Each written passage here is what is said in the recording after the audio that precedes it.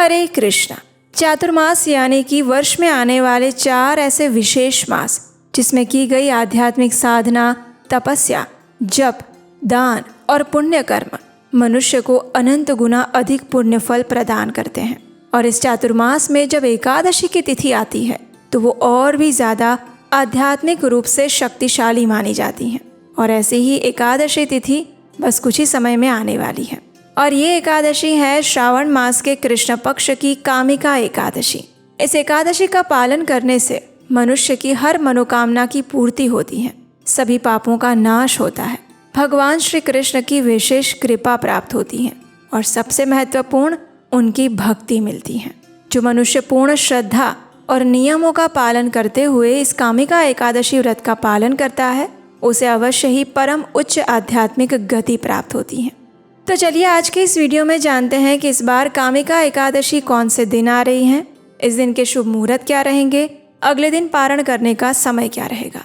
और हाँ, इस बार की एकादशी का पारण सोमवार के दिन किया जाएगा, इसलिए जो भक्त श्रावण मास के सोमवार का व्रत भी रखते हैं वो इस कामिका एकादशी का पारण कैसे कर सकते हैं, इस विषय में भी हम बात करेंगे। तो आइए आज का कामिका एकादशी कब है ये विशेष वीडियो आरंभ करते हैं। इस बार श्रावण मास के कृष्ण पक्ष की कामिका एकादशी आ रही है 9 अगस्त 2026 रविवार के दिन। ये शुद्ध एकादशी है और इसीलिए सभी लोग इसी दिन कामिका एकादशी व्रत का पालन करेंगे। एकादशी तिथि का आरंभ हो जाएगा 8 अगस्त 2026 शनिवार के दिन दोपहर में 1:59 पर और एकादशी तिथि समाप्त होगी 9 अगस्त 2026 रविवार के दिन सुबह 11:04 पर।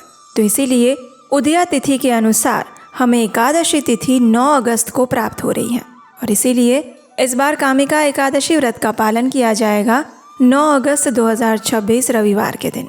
इस एकादशी का पारण करने का समय रहेगा अगले दिन यानी कि 10 अगस्त 2026 सोमवार के दिन प्रातः 5:49 से लेकर 8:03 के बीच में और इसी समय के अंदर एकादशी व्रत का पारण करना होगा। अब देखिए, इस बार एकादशी व्रत का पारण श्रावण मास के सोमवार के दिन होने वाला है, तो इसलिए आप में से कई भक्त श्रावण मास के सोमवार का 16 सोमवार का व्रत भी रखते हैं, उपवास भी रखते हैं। तो उन लोगों को एकादशी व्रत का पारण कैसे करना चाहिए, इस विषय में हम इसी वीडियो में आगे चलकर बात करेंगे।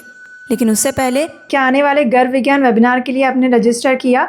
अभी तक नहीं किया तो जल्दी नीचे डिस्क्रिप्शन बॉक्स में लिंक दिया गया है, वहाँ पर जाकर अपने आप को रजिस्टर करें और अपने आप को गर्भ विज्ञान के उन 3 रहस्यों से अवगत करवाएं जो आपकी आने वाली प्रेगनेंसी को पीसफुल बना सकता है, हैप्पी और बहुत ज़्यादा सक्सेसफुल बना सकता है।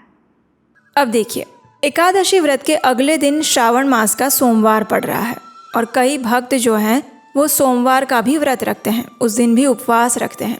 तो उनके मन में संशय आ सकता है कि इस बार एकादशी व्रत का पारण हम कैसे कर सकते हैं, क्योंकि सोमवार का व्रत भी नहीं तोड़ सकते और एकादशी पारण करना भी ज़रूरी है।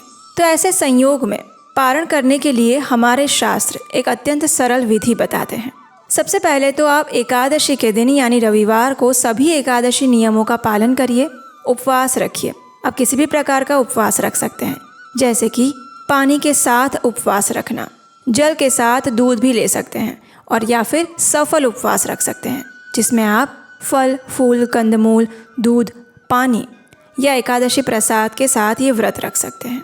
अब देखिए, अगले दिन यानी सोमवार को जब पारण करने का समय आता है तो आपको सबसे पहले क्या करना है? सबसे पहले एकादशी के पारण के जितने भी नियम हैं उन सभी नियमों का पालन कीजिए और उसके बाद अंत में जब आपको स्वयं पारण करना है यानी कि किसी भी अन्न प्रसाद के साथ अपना व्रत पूरा करना है, तो ऐसे समय में अगर आपने निर्जल एकादशी किया है तो आप जल लेकर एकादशी व्रत का पारण कर सकते हैं। अगर आपने सजल उपवास किया है यानी कि आपने पूरे दिन में सिर्फ जल, दूध और प्रवाही पदार्थ लिए हैं, तो आप किसी भी फल के साथ इस एकादशी व्रत का पारण कर सकते हैं। लेकिन अगर आपने सफल एकादशी व्रत रखा था यानी कि आपने एक समय एकादशी प्रसाद पाया था या फल, फूल, कंदमूल इत्यादि लिए थे, तो आपको एकादशी व्रत का पारण अन्न के साथ ही करना चाहिए। अब जो भक्त सोमवार का व्रत भी रख रहे हैं, उस दिन भी उनका उपवास है, तो वो क्या कर सकते हैं? तो सबसे पहले आप भगवान को अर्पित चावल का एक दाना लीजिए, वो अन्न में आ जाता है और उसे हाथ में लेकर भगवान शिव से प्रार्थना कीजिए, हे प्रभु, मैं अपने एकादशी व्रत के पारण हेतु ही इस चावल के एक दाने को स्वीकार कर रही हूँ।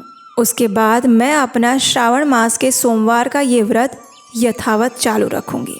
कृपा करके आप मेरे इस श्रावण सोमवार व्रत का स्वीकार कीजिए और मुझे आशीर्वाद दीजिए कि मैं अपने एकादशी व्रत का पारण भी कर पाऊँ और भगवान श्री हरि की कृपा को प्राप्त कर पाऊँ।